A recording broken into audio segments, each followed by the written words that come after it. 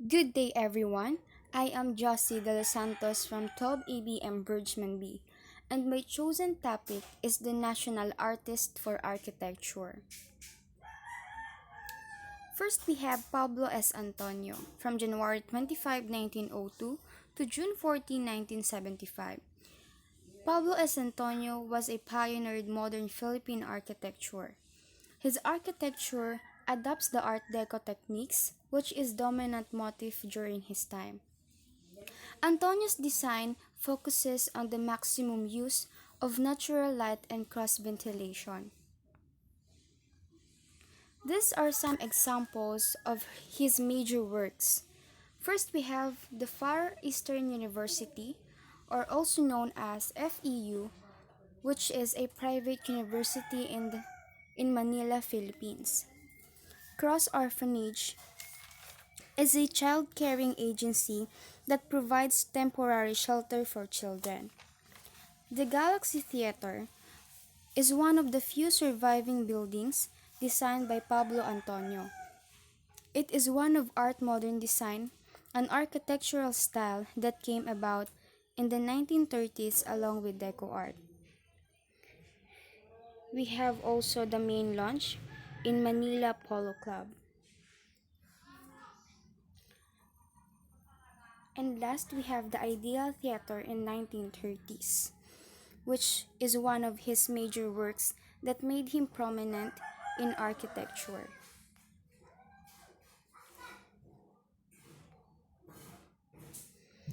Second, we have Leandro V. Locsin from August 15, 1928 to November 15, 1994.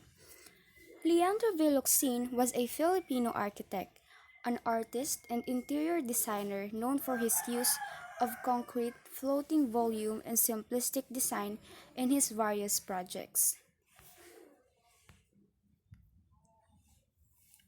Leandro Viloxin reshaped the urban landscape with a distinctive architecture reflective of Philippine art and culture.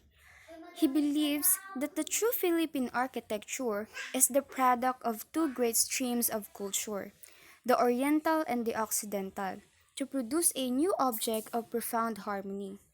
This synthesis that underlies all his works, with his achievements in concrete reflecting his mastery of space and scale.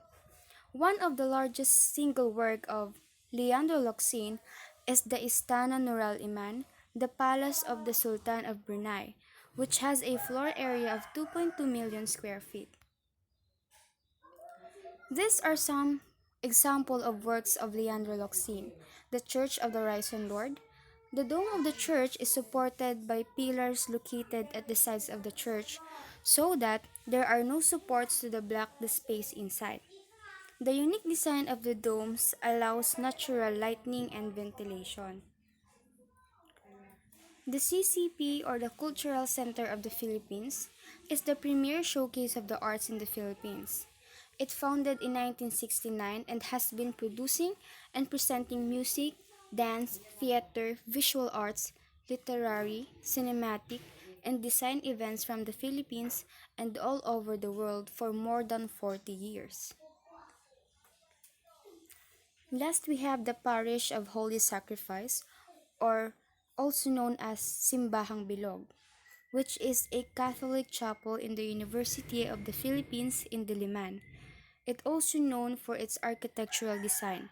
The church is recognized as a national historical landmark and a cultural treasure by the National Historical Institute and the National Museum respectively.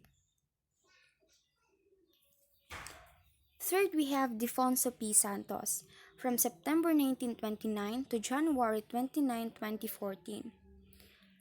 Defonso P. Santos was an architect by education, an artist in his passion, and a landscape architect by his profession. These were the influences that bear an imprint on his works.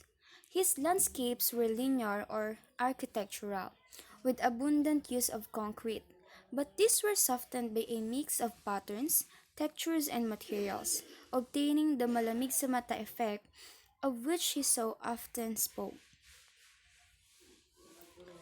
According to Santos, the field of landscape architecture is relatively young in the Philippines, with a huge potential to grow.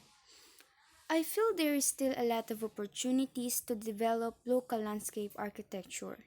There is always something new to discover, he said. And according to him also, that we are so rich in natural resources, so we must make use of these local materials as much as possible. Here are some words of Defonso P. Santos. The Burnham Park in Baguio, the Pathway at Paco Park in Manila, and last we have the San Miguel Corporation headquarters.